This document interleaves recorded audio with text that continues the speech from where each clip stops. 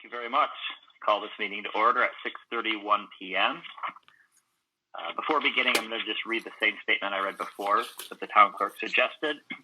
Pursuant to Governor Baker's March 12, 2020 order suspending certain provisions of the open meeting law, general laws, chapter 30A, section 18, and the governor's March 15, 2020 order imposing strict limitations on the number of people that may gather in one place. This meeting of the North Reading School Committee is being conducted via remote participation. No in-person attendance of members of the public will be permitted, but every effort will be made to ensure that the public can adequately access the proceedings as provided in the order. A reminder that persons who would like to listen to this meeting while in progress may do so by calling the number that you must have called to sign in already. And I will make sure that after any presentation or any topics, that if there are members of the public here, they have the opportunity to be heard as well. So thank you all for coming here today. I'm going to begin with any public input since I'm not really, well, actually, let me clarify first. I want to make sure for the record, we state that in this meeting right now, myself, Scott Buckley is here. We also have our Vice Chairman, Janine Imbriano. We also have committee members, Rich McGowan, Diana Boutwell, and Chris Papavasilio. We have our superintendent, Patrick Daley, and the assistant superintendent, Michael Connolly. So we are all here, as well as some other guests, but want to make sure that for the record, we state that we are all participating in this meeting, and all votes will be via roll call so that everybody is clear on who voted what way. That's great. So let's begin with let's just begin with public input quickly, Patrick. And if there's anybody that has any matter that's not on the agenda, we will hear people. Like if anybody has any questions about anything that's on the agenda, we'll make sure the public has an opportunity to speak on that beforehand. But just wondering if any members of the public have anything that's not on the agenda to speak about. I'll just say I kind of received everyone in the room. I think I know everyone who's on the call. But if anyone does want to speak, *6 to unmute, and you can ask a question. Excellent, thank you. And I will, when we go around for the committee members after each topic, just to try to keep a little bit of order, I will call on everybody to make sure everybody has an opportunity to be heard, and that at the end, anybody that has follow-up comments or questions will be heard as well. So since there's no public input, let's move to the student report. We are very fortunate to have Bridget Grew, a member of the class of 2020, and the president of the Maskers. So if Bridget would like to give an update on the student report. Can you hear me okay? Yes. Excellent. Okay, well, thank you so much for having me. I'm excited to participate in this, very unique. So I'm just going to talk briefly about the unique opportunities that the school closure has offered to both teachers and students.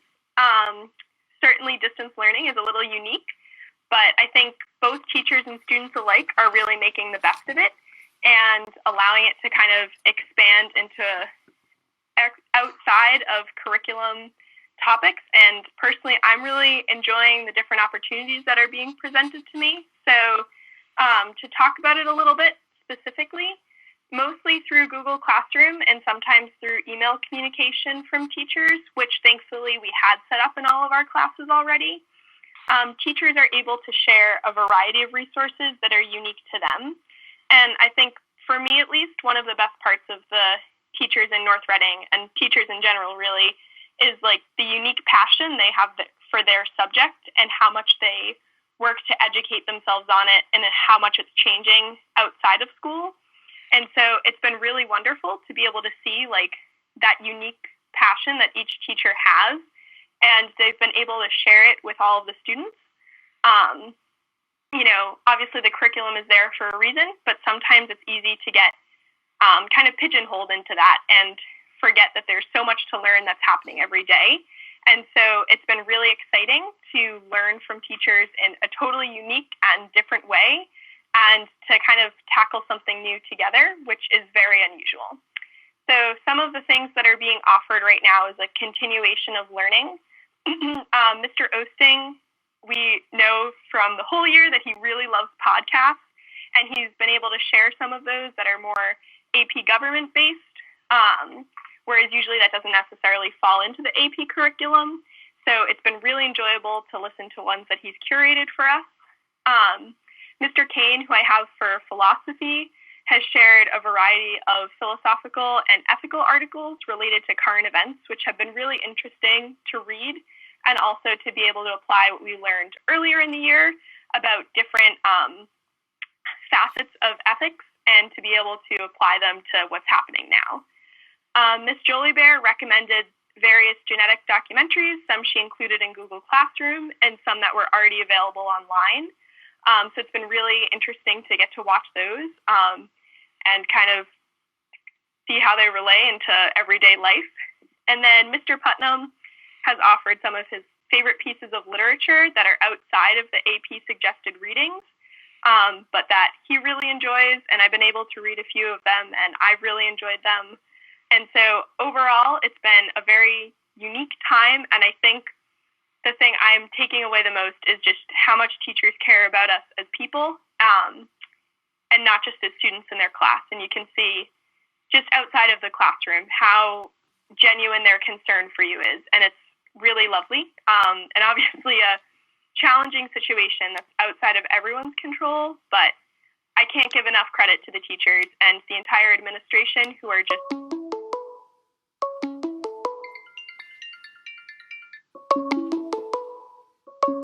hear me? Yeah, Is everyone able to hear me? You cut out for a second, Bridget, but you're back. Okay, thank you.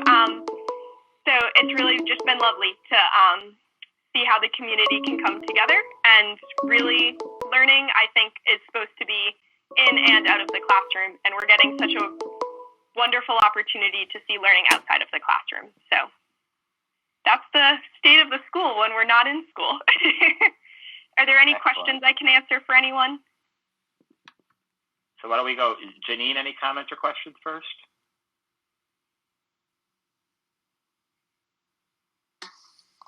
Yeah, I was actually very interested to see how the education would still continue in North Reading. I know the superintendent had put out a lot of different avenues to continue with the varying degrees of the grades and whatnot. So it's great to hear that the teachers as well have, jumped on board or whatnot, and have given avenues for continued education. So it's really nice to hear, and so just thank you for that.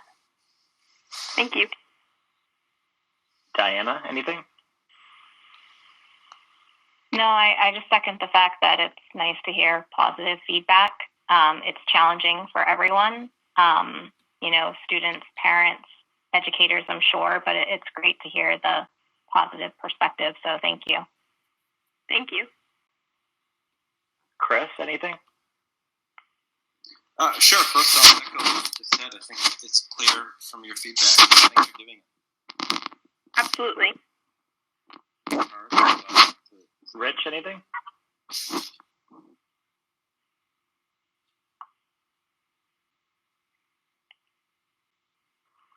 Sorry, it took me a moment there. Thanks, Bridget. I really appreciate your enthusiasm as well. And I just want to add on, I've been trying to follow on Twitter what teachers have been saying on Twitter, and they're just posting amazing things and just showing their dedication. And can't thank them enough. So, echo whatever others have friends said.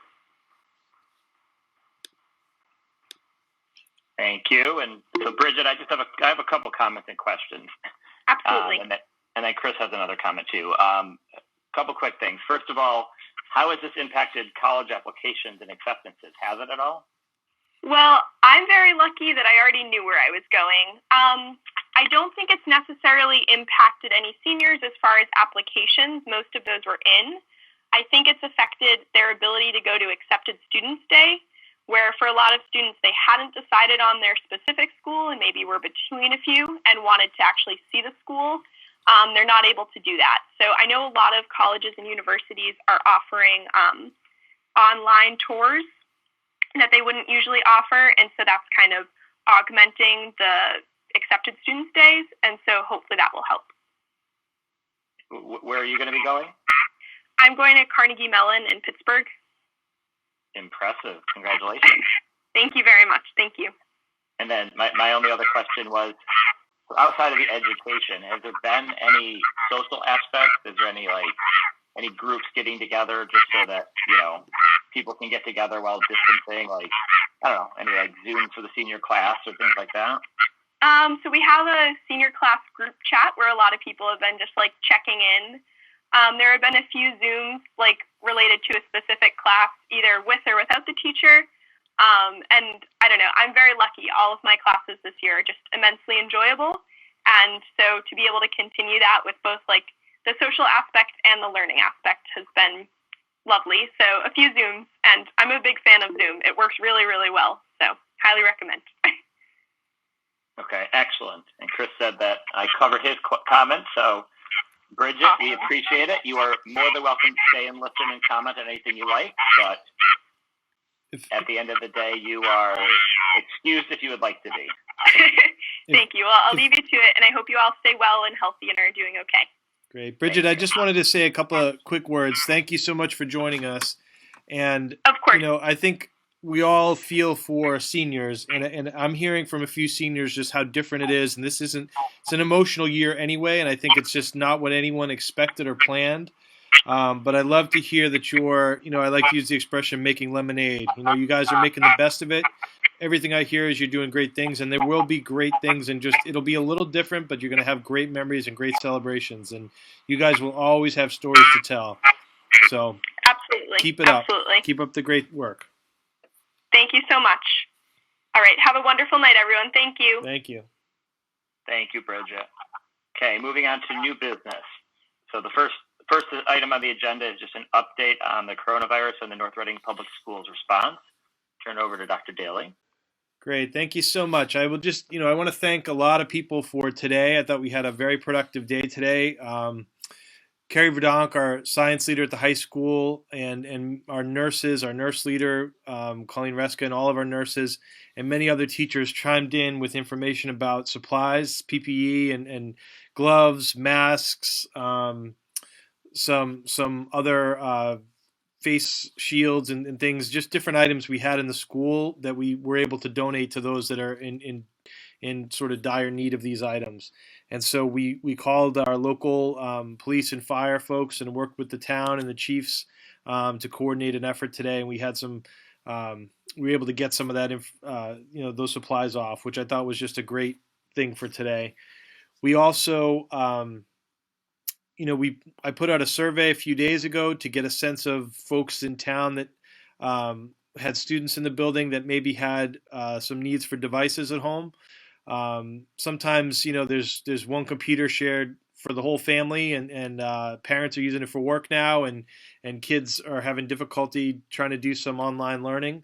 And so we put out that survey, and we were able to prepare a whole bunch of devices. Dan Downs was in here today working with Nan Cook and Nick Langford and a lot of other people to get that ready. So we had just about half of the devices have already gone out. We're going to hopefully get the rest out tomorrow. So that was very productive today as well. We've had a lot of virtual meetings. I think everyone is now proficient in Zoom and Hangouts and all that. I've had a lot of calls today with Merrimack Valley superintendents about next steps, and I communicated that I had 2 forums today with our teachers, sort of one at 2 o'clock with our secondary staff, one at 3 o'clock with our elementary staff, and then a 4 o'clock with our central office staff. And the message was consistent. Peter Kane, our NREA president, was on both calls with the teachers, and it was really nice to be able to deliver a unified message. We've really been working through this together, and every step of the way, there's lots of questions that have come up as far as human resources and what teaching and learning looks like, and we continue to work closely together on that, and I think it's been very productive. And we were able to communicate that to, it was about 300 teachers total that joined today, and it was really productive. And I think it was it's just nice to hear people's voices and to get some questions answered. People felt like, communication's been good and they had a lot of information, but there were also additional questions that we were able to discuss today. So the big one, I think, is, do we have any other indicators about being out of school any longer? And at this time, there's nothing beyond the April 7th date. But there are some, indicators that, we should be thinking about what it would look like if we were to be closed any longer. And so we're starting to plant some of those seeds and think about what teaching and learning could look like if we have an extended closure. And I was able to really answer the question that I clarified for parents and everyone in the community the other day as well. The reasons why we're not just switching, calling these school days and moving completely to, online learning, just like it was a school day. And, the reason for that, just so everyone's clear, it's really an equity question. It's about, access for students, in this district, but also across the Commonwealth. We want to have as much equity as possible, and we don't want just some districts that have the broadband capabilities and the technology capabilities to move way ahead of those. There are districts in the parts of the state that don't have those capabilities. The other piece is with special education, with equity, and we always want to be careful when we talk about either of these situations that we're not, we're not looking to blame anyone or to talk about it in that sense that any population is challenging us in that way. But it is important to recognize that every single student deserves access to education when there is a school day. And some of those situations and circumstances are very challenging when you try to move it virtual or online. Now, that being said, I don't think any of the laws or regulations or guidance we've ever followed took into account a closure of this type, of this length, possible length, especially. I mean, we've only been out 7 days now, and I think this is something we've all worked with before, but I think these are new circumstances. So we're starting to see some information from the government where we might be getting more guidance about, moving to some kind of instruction rather than no instruction. And so there might be some changes, and we're making some preparations for that, which I think is very important to do. And so among those changes, at the very least, would be some shifts towards more structure. I think that's what parents and students and teachers want is, right now we've been sort of providing a lot of these resources to everyone. I think the goal is to start thinking about it in terms of somewhat of a more structure where it's a little bit more guided by the teachers. We also are definitely going to do some of these social, emotional check-ins, whether they're Zooms, Hangouts, or phone calls. We've been doing a lot of that.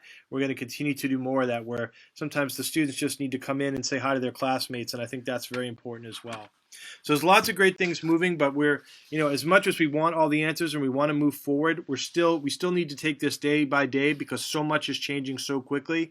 What was true last Wednesday is definitely not true last Friday and different on Monday. So we don't want to get too far ahead of ourselves and rush to anything here. So we're working with our town, we're working with our commissioner, we're working with groups of superintendents, and we're trying to come up with, as much of a unified response as we can. We always have to do what's best for North Reading, what's best for the students of North Reading, but we also want to try and stay with a unified voice with our colleagues as well.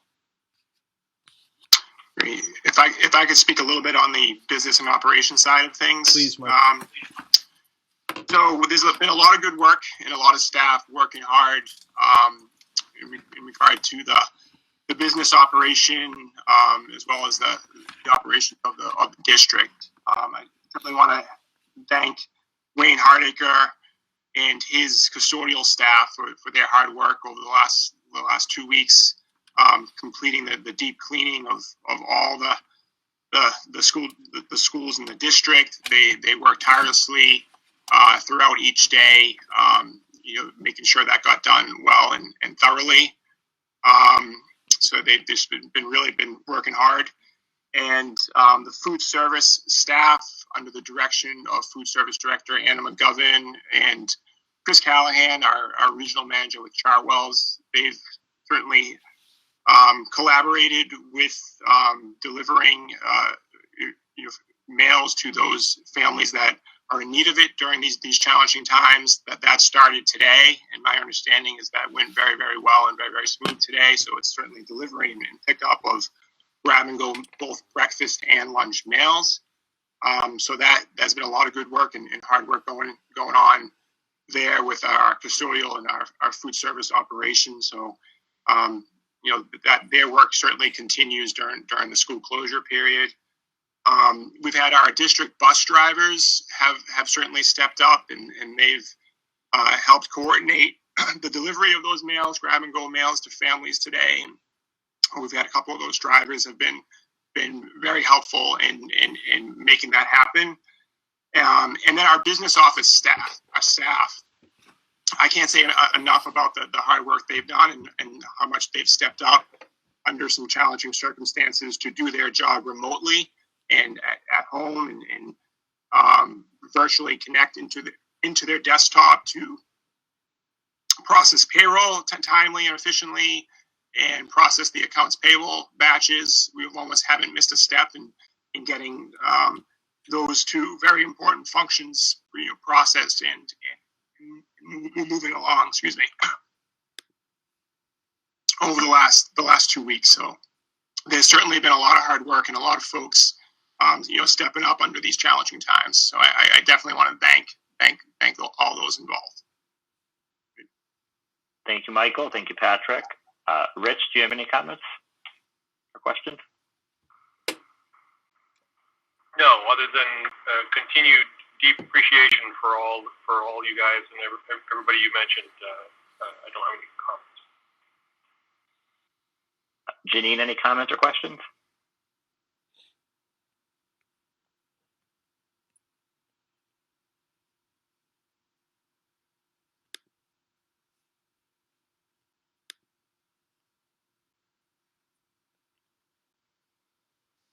Sorry, having a problem with my phone. Anyway, no, just the same as Rich. Just to echo the hard work. Thanks for the hard work and everything that all of the administration and staff has been doing for North Reading. Chris, any comments or questions? If this microphone works, I'll just agree. From the students and from my perspective, it sounds like you guys are doing an amazing job with an impossible set of circumstances. So thank you. Diana, last but not least.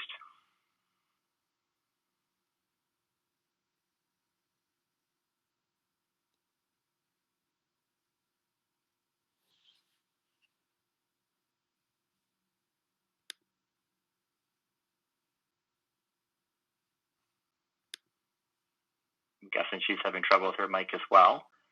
So are there any members of the public who have any comments or questions? And then I'll do my final thoughts as well.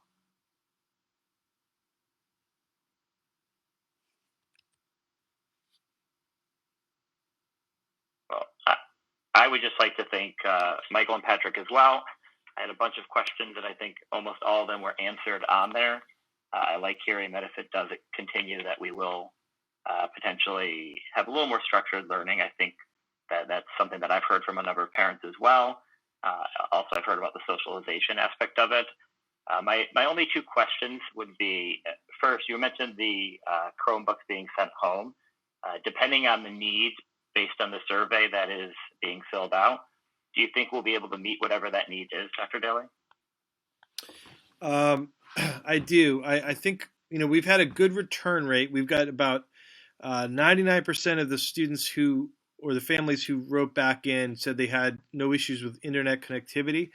So I've reached out to those families that indicated there was an issue, and I said I gave them all the resources because there's so many resources right now to get things for free, and so I've reached out to them as well. There was about about 2% wrote back and said they had some Chromebook or device requests, and so we've been able to meet the need there for everyone, not necessarily one-to-one, but if we had more than two students in the family, we gave at least two devices. So sometimes siblings might share. I'm looking at the number of households. I think we have about 2,400 students, and I think Nicole Orlando helped me see about 1,600 households. And so we've had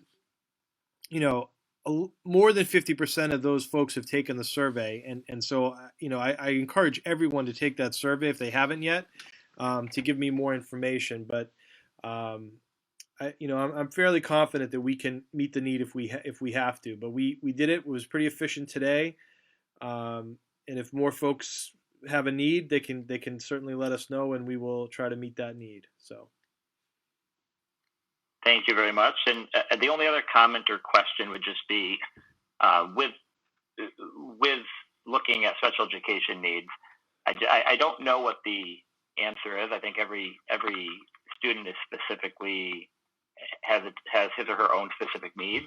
But I guess the comment would just be, I hope that if it does continue, that we can try as best we can to maybe meet some of those needs. And I don't know what that takes the form of, but I know a lot of the teachers are doing really well at that, and I don't know. I mean, we're not going to be able to accommodate for everybody, but I just hope that we, to the extent that we can make any accommodations, that make sure that those are made as well, so that this time can be used by all students even if they're not school days. Absolutely. My team has done an amazing job. My administrative team, we've met. I have Chris Molly up here handing out Chromebooks today. Like I said, Dan Downs was here. Others have helped me go through the buildings.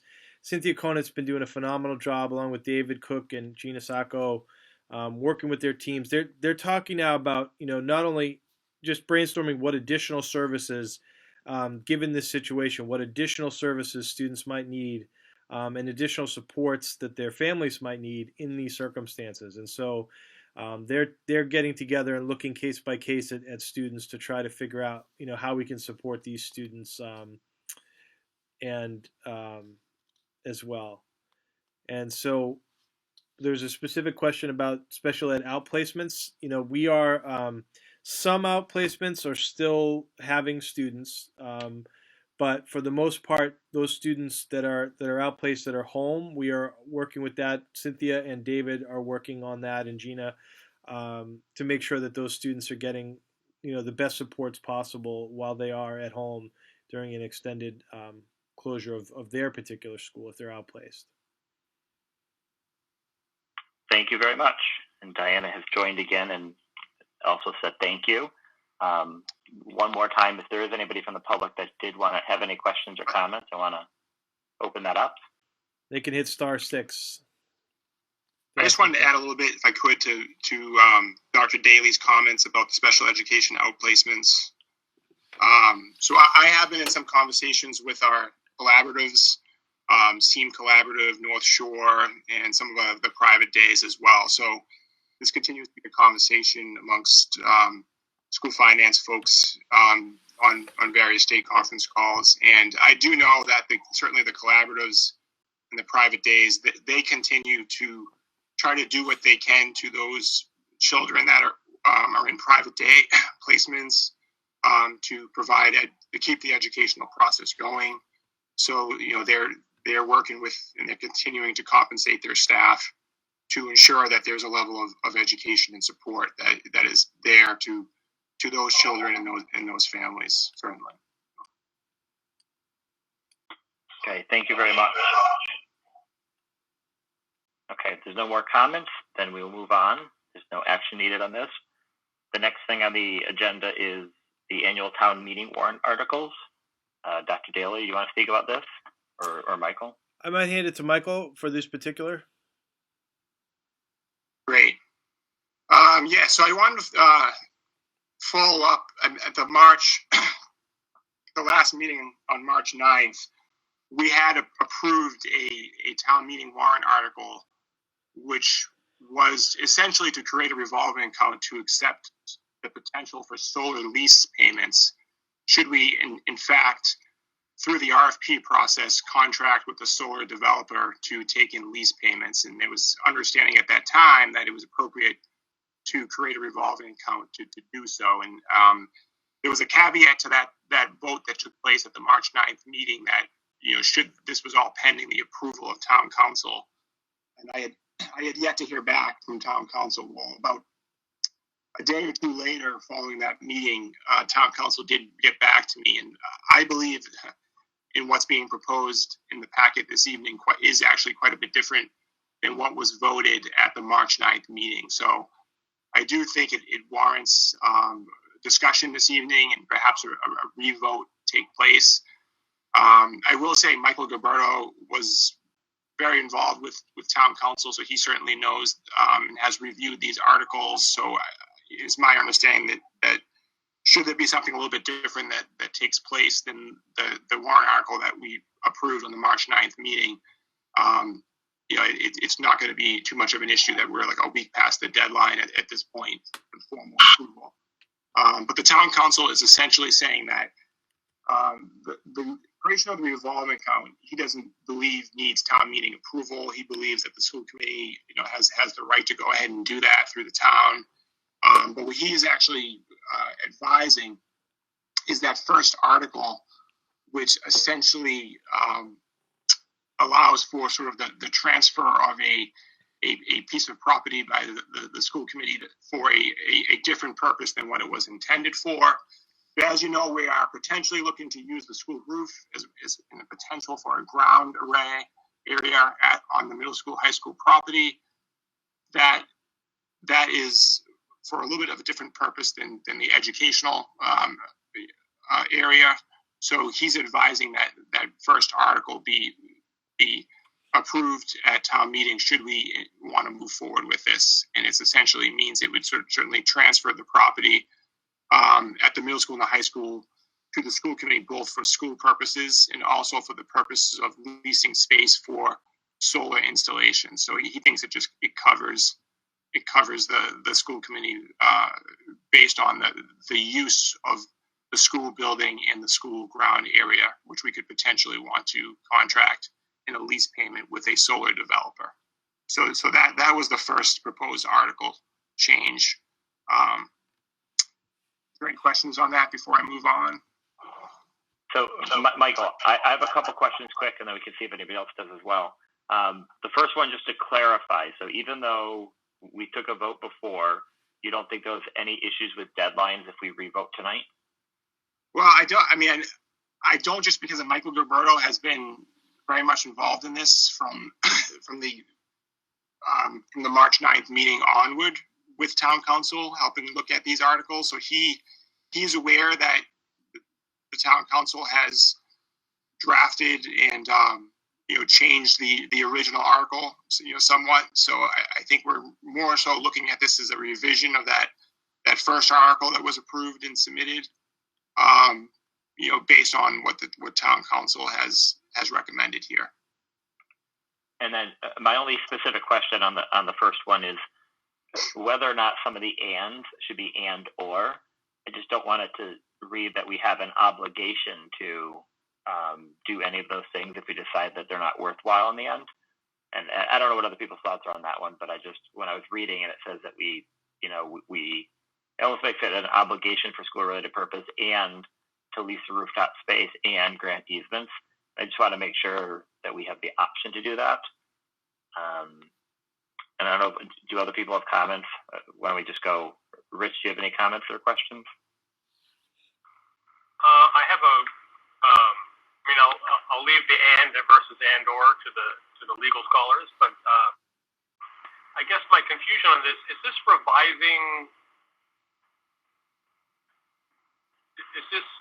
sort of a revising the transfer of the property to the school committee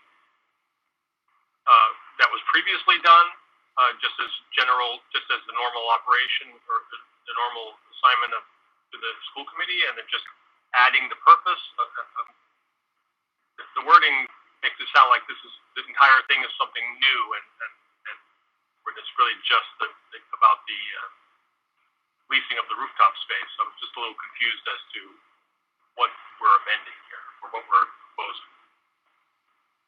So I think what town council is saying is I'll actually state, from his rationale from his email is that he seems to be feeling that in the better side of caution to have a transfer vote for the purpose of it, for this purpose, especially since the open land area used for such installations could be thus said to no longer be available for school-related purposes, which I understand is the purpose for which the property is now held by the school committee.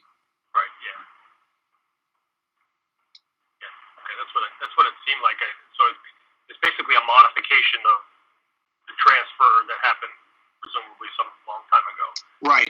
So for the three draft articles, this first one is essentially a transfer vote, transferring the property at the middle school, high school to the school committee, both for school purposes and also for the purpose of leasing space to a solar, for solar installations. Okay, thank you. Chris, any comments or questions, thoughts? No, I don't have any questions at this time. No, thank you for your thoroughness. Janine?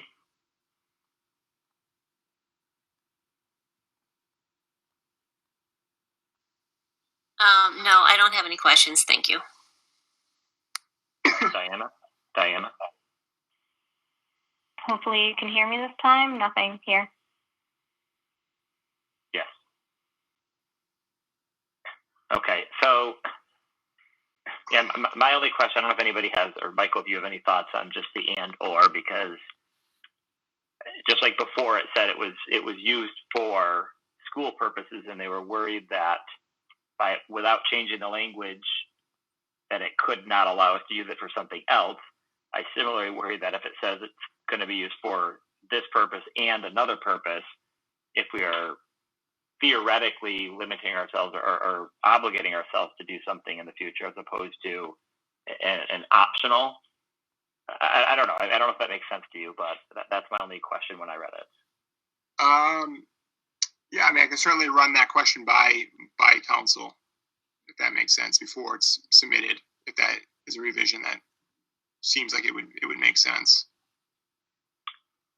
So then, why don't we have a motion on? I guess we should do them. Did we do them all together last time, Michael, or did we do separate? Well, the last time we were only looking at one article, so we didn't. He's kind of come back with thinking that to cover ourselves, we need these three articles. So, do you think three motions would be better then? Yeah, it probably wouldn't hurt. Okay, so I'm going to ask maybe Rich if you can. Would you mind making a motion on the three different articles? And the first one, ideally, if the first one could just be, or for all of them, I guess, substantially similar to this, something along those lines. Sure. I move that the committee vote to approve the proposed article regarding the lease of land and rooftop space for solar photovoltaic facilities as presented or substantially as presented.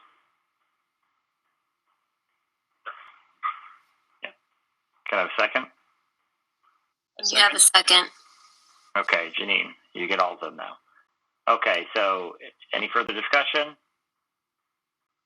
Okay, Rich? Aye. Janine?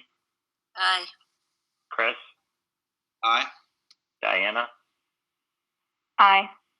And I'm an aye as well, so it passes 5-0. Rich, can I have the next motion? I move that the committee vote to approve the warrant article regarding electricity supply on-bill credit purchase agreements as substantially submitted. Second. Any discussion? Okay. Rich? Aye. Janine? Aye. Chris? Aye. Diana? Aye. I'm an aye as well. Passes 5-0. Thank you. Next, Rich. I move that the committee vote to approve the warrant article regarding agreements for payments in lieu of taxes as substantially as submitted or substantially as submitted.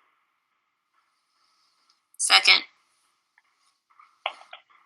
Any discussion? Okay. So for a vote, Rich? Aye. Janine? Aye. Chris? Aye. Diana? Aye.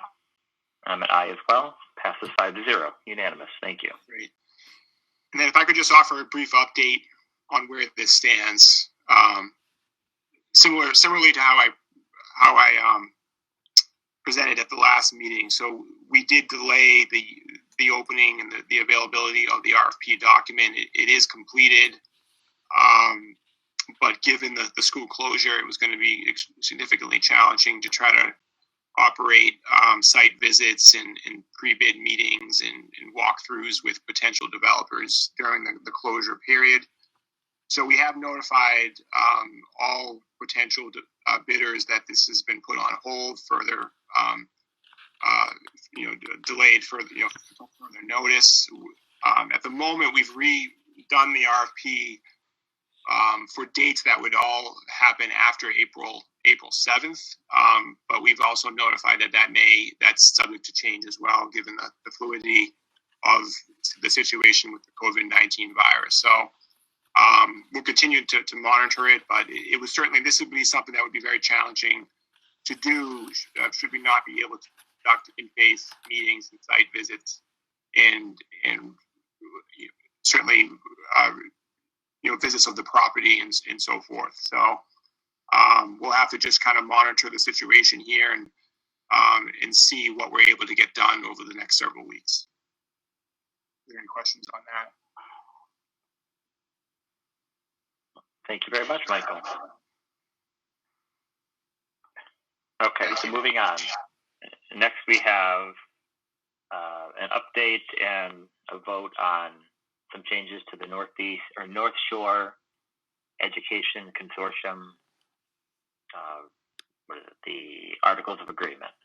So, Dr. Daley, do you want to read us through this? Sure. I'll just, in summary, this is it just needs an agreement for these following. These are the main three proposed changes. The first one is to admit the Pentucket Regional School District as a member of the consortium. The second is to establish in the language that this is a superintendent board. It is essentially always had a superintendent-only board, but this would just shore up that language a little bit.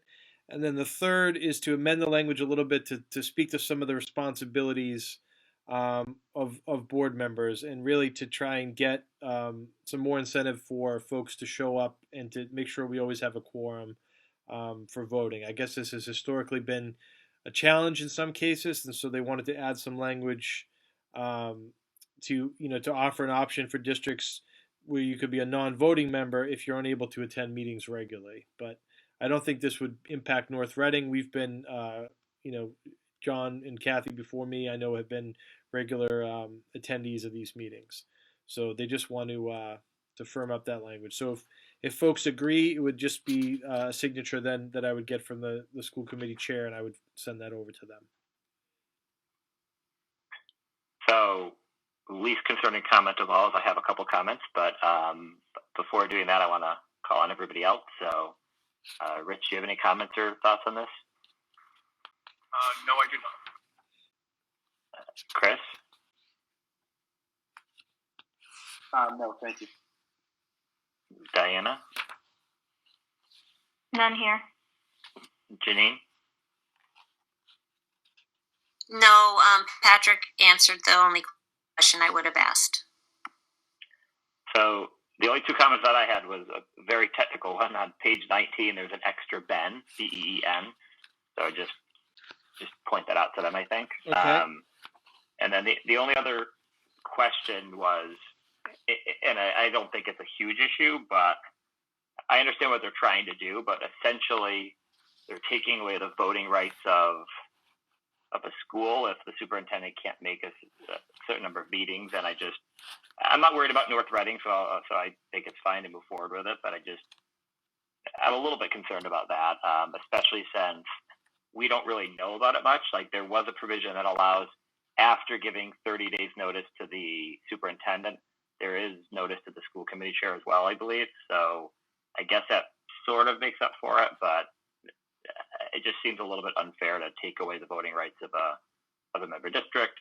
Seems a little bit over the top if somebody can't make a certain number of meetings. But with that being said, it's just my thoughts. I'd still be in favor of it overall with the amended ban. Thank you. I can pass that on. I know that that's one of the concerns with adding new districts is now you're creating, a different number that's required for quorum. And so they want to try and make sure that those districts that are fully active participants that are continuously showing up will make the quorum. and I think that's the purpose. And I think we'll be okay, but I will pass those thoughts on for sure. Okay, so I guess we should just do a vote to approve the amended changes. So, Chris, would you like to make a vote or make a motion? Sure. Yeah. I move that we adopt the what we call it, change of The amended changes to the NEC articles of agreement. I vote that we move.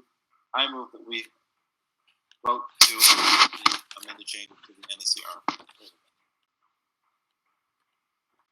Can I have a second? I'll second. Okay. So, any more discussion? Chris? Aye. Rich? Aye. Diana? Aye. Janine? Welcome, Pentucket. Aye. Mm-hmm. And I'm an aye as well, so it passes 5-0. Thank you. Okay, moving on. We have an update on the Student Opportunity Act. Dr. Daley? Thank you. So this is, if you recall, we've discussed this a few times, but this is the proposal that would be going forth to the Department of Education. It's actually an online form that they've created. It was originally intended for submission by April 1st, and so I had it on this agenda. I was able to get a draft of this done with Michael helping me with this as well.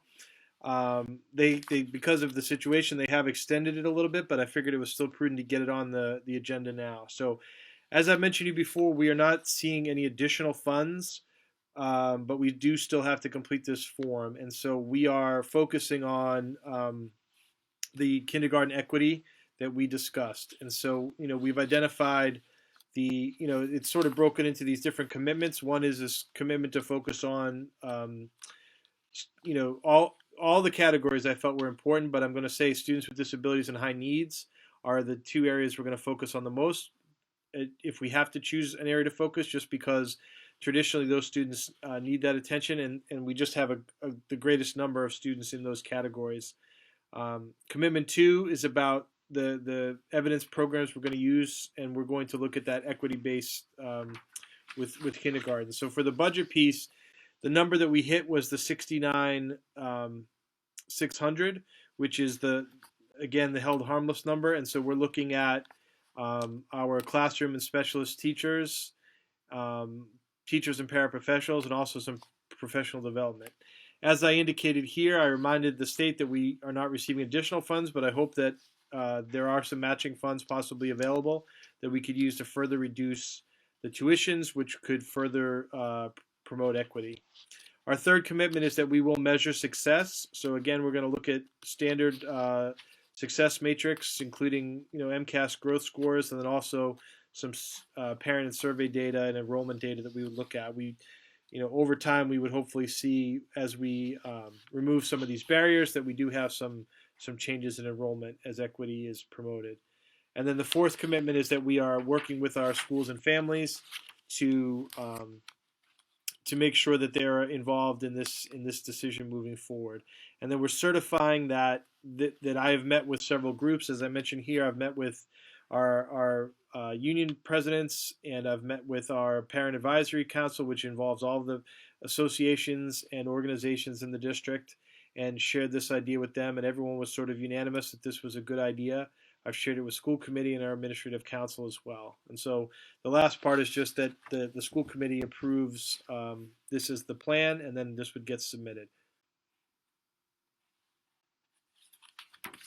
Thank you very much. So I have one quick question or clarification. You mentioned it quickly there, but the $69,600 number, you said that's what we're getting. Yeah. So does this document have to have in the dollar amount that we'd be receiving?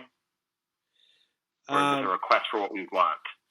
Yeah, no, it's just how we're going to use the funds. So it's just a strange situation where we're really not getting additional funds, but we still have to justify how we're going to use them. So the money we're getting is the same as we typically would have received. So that's why I'm using that same dollar figure, and that is the figure that we're getting. So. And as Dr. Daley noted, so that is the our Chapter 70 increase, which is the $30 per pupil.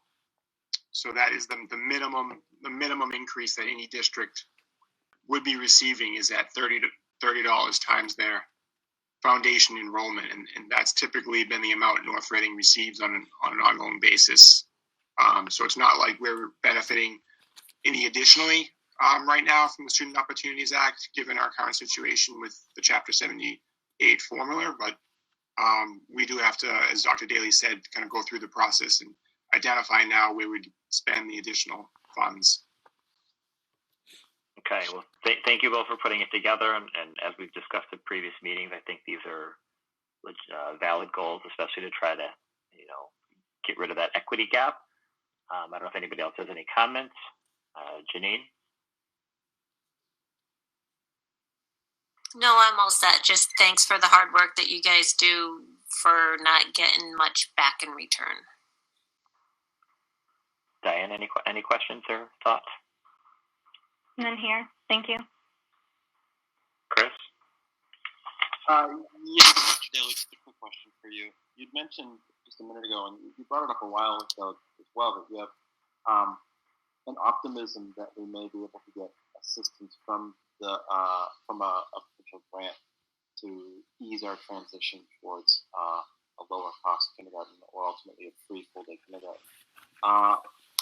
If I remember correctly, when you first brought this up, the idea was that the state's trying to encourage, or this grant trying to encourage pre-K access, and since we're working towards full access for a full day kindergarten, you're hoping that would maybe be an avenue. Am I remembering correctly? Correct. Yeah, I've asked that question every step of the way. They've said absolutely, if you don't have equity already in kindergarten, then you can adapt the goal for pre-kindergarten to be for kindergarten. What they've said is that there are some matching funds available if you use one of their priority goals. Now, when we actually get to that point, they usually rank and sort based upon need, and very often we don't qualify. But I will do everything in my power to apply for those matching funds, because an additional $70,000 would be helpful to start chipping away at that tuition. So every little bit helps, and we're going to continue to push for that. So. Okay, I just wanted to kind of check in about that. Thank you very much. Thank you. Thank you, Chris. Rich, any comments? I could say that Chris asked my question, but that wouldn't be true. So I'll just say no. No other comment. Okay, so Chris, I set you up the last time, so I'm gonna help you here. Chris, can I have a motion to approve the district plan for the Student Opportunity Act? Yes, I make a motion to approve the district plan for the Student Opportunity Act. I'll second. Okay. For any discussion? Chris, how do you vote? Aye. Rich? Aye. Janine? Aye. Diana? Aye. And I'm also an aye, so the motion passes 5-0 unanimous. Thank you, everyone. Okay, moving on. We have minutes for first the March 2nd, 2020 executive session. And so perhaps, Janine, would you mind making a motion for this and seeing if there's anything that you noticed that was off?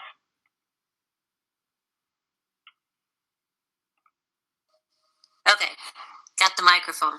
I make a motion to accept the executive session minutes of March 2nd at 6 p.m. as written. Second. Okay, the only discussion I have at all, and this is my memory, did we actually vote on the contracts? Oh, no, we couldn't vote on the contract. Or did we vote on the contracts in executive session to approve? And then I know we'll have to bring them before the school committee for final approval, but I don't remember if we take a vote informally or not. Do you know? Well, we can leave them as it is if nobody knows differently. I know they'll be formally presented before the school committee. Excuse me, Chairman. Yeah. I did think there was at least some type of a formal vote of an endorsement or an approval, at least. Is my recollection? Yeah, it wasn't. We weren't voting to accept the contract, but it was just to accept the agreement, and then they're ratifying it, and then we would do it in public session. We just haven't done that yet. Yeah, I just wonder if it should be clarified on those two contracts that we were in approval of those. That we approved those contracts preliminarily. So I believe because it says the agreed upon, I think that's sufficient. In past, I believe how it is written in the minutes now is how it has been approached in the past. And then once we get into open session and make the motion, that's when it becomes voted upon. that is fine with me. So we have a motion and a second. So for voting, Janine? Who was the second, just by the way? Rich was. Okay, sorry, I must have missed it. But I. Rich? Aye. Diana? Aye. Chris? Aye. And I'm an aye as well. Motion carries 5-0, unanimous. And can I have the motion on the March 2nd, 2020 regular session, Janine? And make a motion to accept the March 2nd open session meetings as written. I'll second. Okay, any discussion on this? Hearing none, I'll take the vote. Janine? Aye. Rich? Aye. Diana? Aye. Chris? Aye. And I'm an aye as well. Motion carries 5-0. Thank you all. Budget update, I don't think there's anything. Or Correct. staffing. Is there? There's no budget update. Nope. Okay. My only question on the budget is for food service. Michael, if I may, obviously the school being closed is going to have a big impact, but I think we were up. I think we were about $11,000 above budget. And I know if we don't meet budget, we have to come out of the school, other funds to do it. So do you think we're going to be okay with the closure of the school? So it's a very good question, and I think a lot of this, does remain a very fluid situation in terms of the closure and how long could it potentially extend for if it does extend beyond the April 7th. So it's certainly something, I think, as we get more information and guidance from the variety of sources from the state, we have right now, there's a lot of information that school districts are sharing collaboratively through shared Google documents in terms of what actions they're taking. But it's certainly something that, the district, myself and Dr. Daley are monitoring and watching closely. I've certainly started to put together some financial information on what the impact of a variety of different situations could be. And, it is something, as things move forward that we would have to take certainly a harder look at. It's as we've stated before, it's certainly our priority to continue to the best of our ability, pay both salary and hourly wages to staff. But it's a little more challenging on the food service end, just giving that essentially they operate in some ways like a small business with the revenue coming in supporting the expenses. So we'll have to continue to monitor something that a very fluid situation very closely. The best I can kind of answer that right now.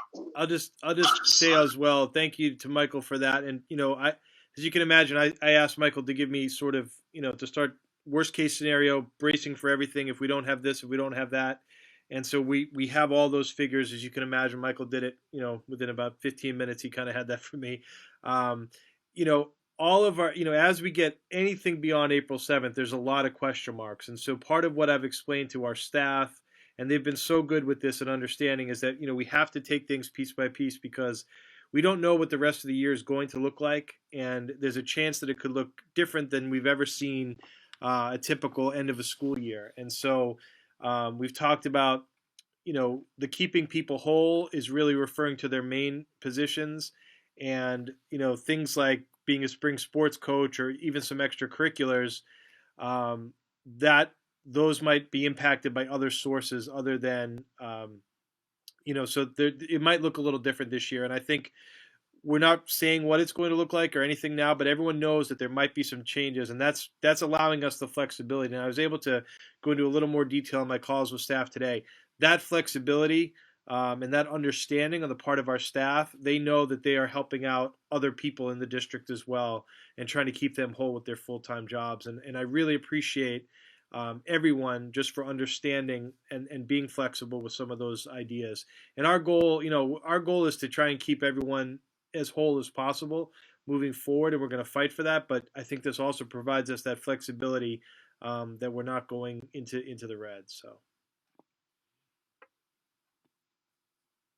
thank you very much. Any staffing issue or updates, Dr. Daley? None at this time.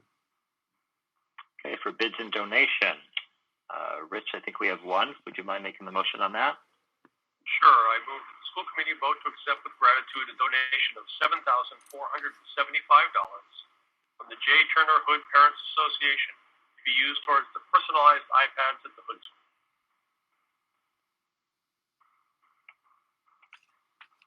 Can I have a second? I'll second that, being from the Hood. Janine, any discussion? So for a vote, Rich? Aye. Janine? Aye. Diana? Aye. Chris? Aye. I'm an aye as well. Passes 5-0. Unanimous. Thank you very much. Okay. Moving on to subcommittee. And it says there's no update. The only thought is possibly if Michael could give us an update on the budget subcommittee meeting that's coming up. And specifically, I think we had talked the last time about possibly sending some of those requests out to other committee members. Is that something that is possible as well, Michael? Hi, Chairman Buckley. Yeah, so the quick update is we have scheduled the presentation with the finalists, LED lighting companies, for Monday, a week from today, the first being at, I believe, 3 p.m. in the afternoon, 3 to 3:45, the second being at 4 o'clock in the afternoon as a budget subcommittee meeting. There's going to be other folks joining us as part of the selection committee. I can certainly share out the proposals that have been received electronically to the full committee. I am waiting on the presentations. So each finalist firm has until Friday, the close of business on Friday, to send me their presentation. And I gave the same parameters to each firm on what their 30-minute presentation should cover. It's 5 main bullets that they should cover in their presentation. So I was going to wait until I got the PowerPoint presentation and then send everything all at once, which would be by the close of business on Friday, if that works. Perfect. Thank you very much. Okay. Moving on. Administrative report. Scott, if you don't mind, Go ahead, Janine. just with the subcommittee things, I know we have FinCon coming up. Has there been any update? Is it going to be virtual? Is it postponed? We're not sure. I have asked whether, most meetings have all been postponed or canceled. I'm not sure about the financial planning team. I have put that question out there. As you can imagine, everyone's very distracted, and so I don't have an answer yet. But we did have one scheduled for, I believe, this Friday morning. And so, I will check in on that again. But at this time, it's not definitive whether that's going to be held.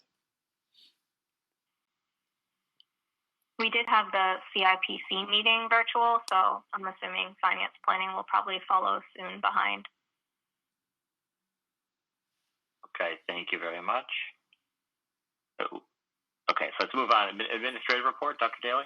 Excellent. Now, I just had some great news and I wanted to share, and it's very happy to share some normal great news. So Whitney Cleary, one of our teachers at the Hood School, for the second time now, has been nominated as a semifinalist for Massachusetts Teacher of the Year. And I just think it's a wonderful honor. She's a fantastic teacher. She's a fantastic leader. I know John Bernard was involved in this recommendation, but Glenn McKay put her forward, put a lot of time and effort into her principal recommending her. I was able to be involved. I work with Whitney as a curriculum leader in my role as assistant superintendent.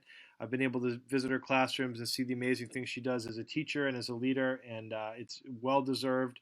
This alone is an amazing honor. But she is, we will have more information soon about whether she's a finalist. I had to take a few steps to kind of allow her to have some access to some presentations and attending some events if she were to be a finalist. And of course, I would allow her to miss the time because when someone has those talents, it's really worth celebrating and sharing. So I just thought that the committee would like to be informed of this great achievement.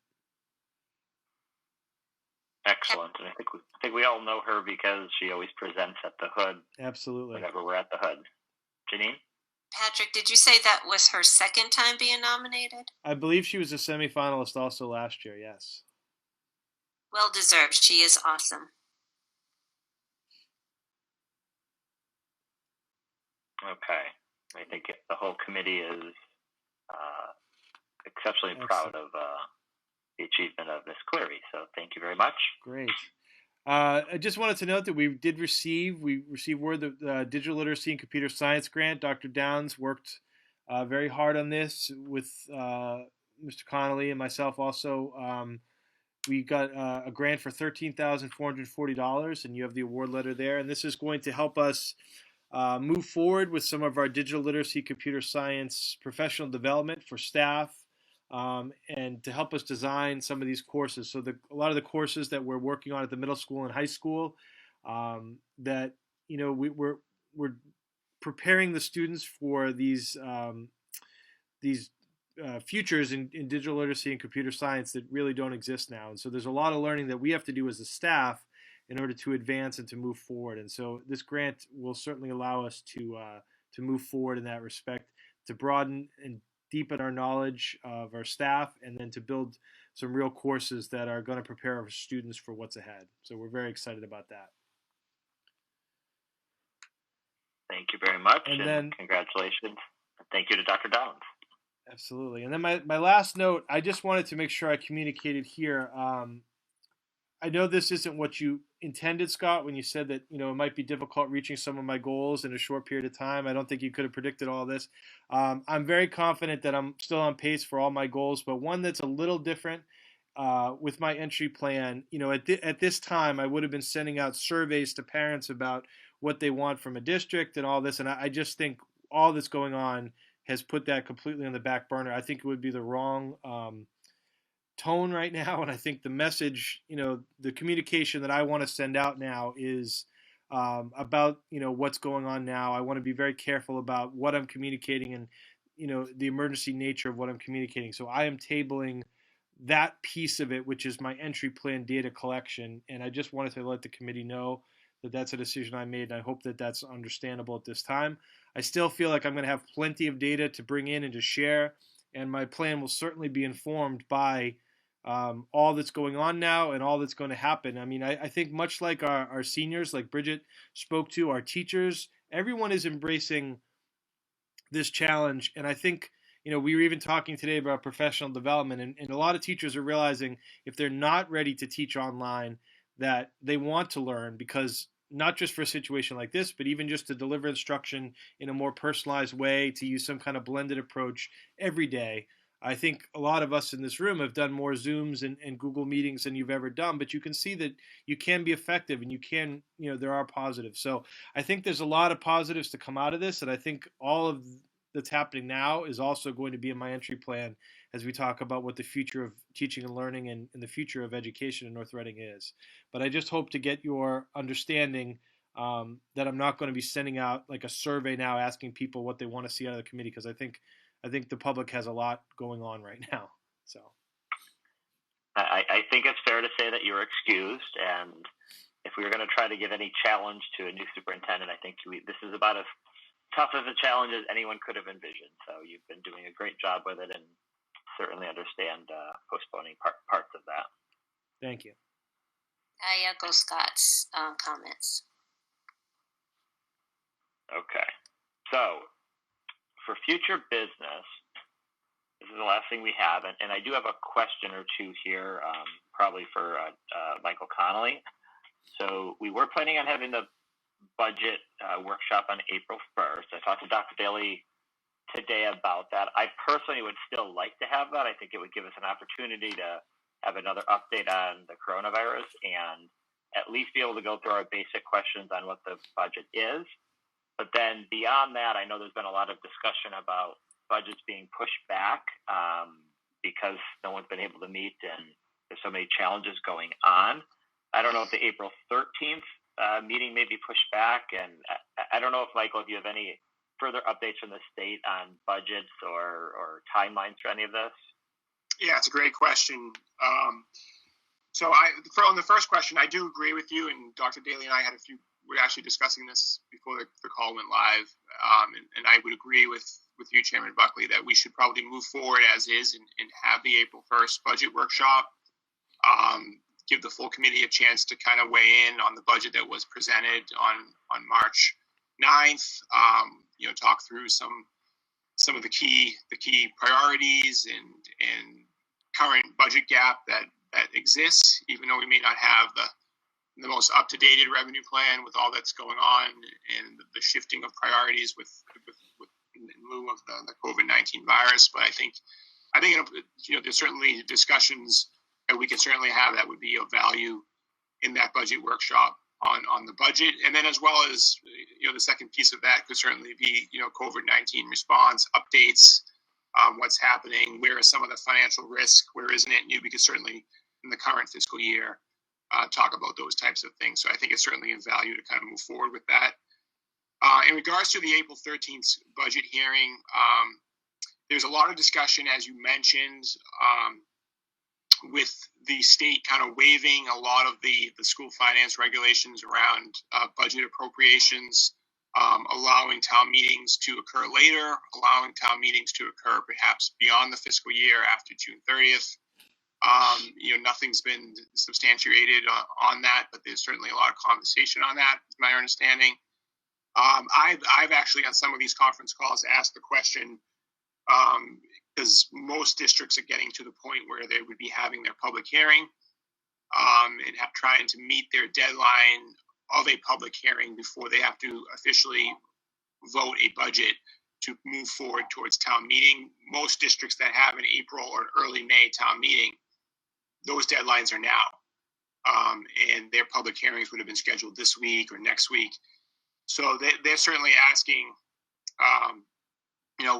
is a virtual meeting acceptable form of a meeting of a public hearing, given what's happening?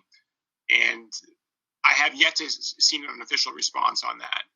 So my thinking is that the state will have to come down pretty quickly and rule on that. The question's been thrown out there, the question's been asked, but in the conference calls I've been on, I've yet to get an official answer on that.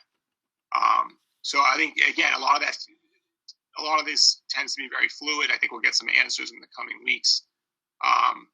So I think we're going to have to monitor it very, very closely. Thank you very much. So for the future business for now, we will say that April 1st, 2020 at 3 p.m., we are going to have a school committee meeting, which will be the budget workshop, which I imagine will end up being, it will be held virtually as well. So information will be posted about how to participate in that if you're interested. And we'll say tentatively that we're going to have the April 13th meeting at 6:30 p.m., which again, we'll have to decide on where and when where that will be in what form. But for now, we'll keep it on the calendars, understanding that perhaps that could be kicked back depending on what happens. Like, again, it also depends on what happens with the finance planning team meetings as well. I want to make sure that we have enough time to actually have something close to a closer budget than what we have right now. So I do want to just add one thing, Mr. Buckley. So I do plan on moving forward with the budget webinar originally scheduled for this Friday at 12 noon. March 27th, and there's about 15 registrants for that at this point in time.